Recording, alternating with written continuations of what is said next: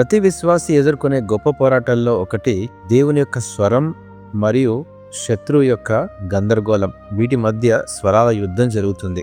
దేవుడు మనలో సత్యం, ఓదార్పు, దిశానిర్దేశం మరియు జీవాన్ని మాట్లాడుతూ ఉండగా శత్రువు అబద్ధాలు, గందరగోళం మరియు భయాన్ని గుసగుసలాడతాడు. యేసుక్రీస్తు ప్రభువారు ఇలా అన్నారు, యోహాను సువార్త 10:4 ప్రకారము, నా గొర్రెలు నా స్వరం వినును, నేను వాటిని ఎరుగుదును, అవి నన్ను వెంబడించును అని రాయబడింది.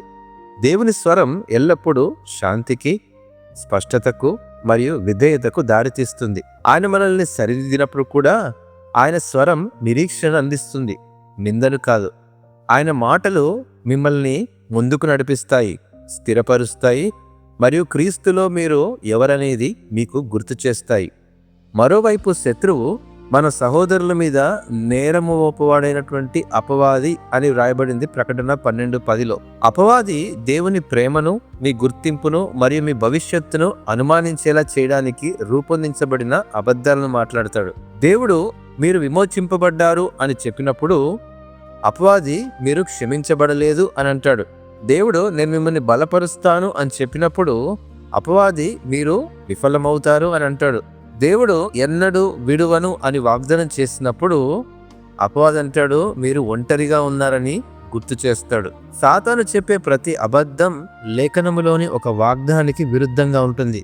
2 కొరింథీ 10:5 ప్రకారము, ప్రతి ఆటంకమును పడద్రోసి ప్రతి ఆలోచనను క్రీస్తుకు లోబడినట్లు చెరపట్టి మీరు సంపూర్ణ విధేయతను కనబరిచినప్పుడు సమస్తమైన అవిధేయతకు ప్రతిదండన చేయ సిద్ధపడి ఉన్నాము అని అపొస్తలుడైన పౌలు తన అనుభవాన్ని చెప్పాడు.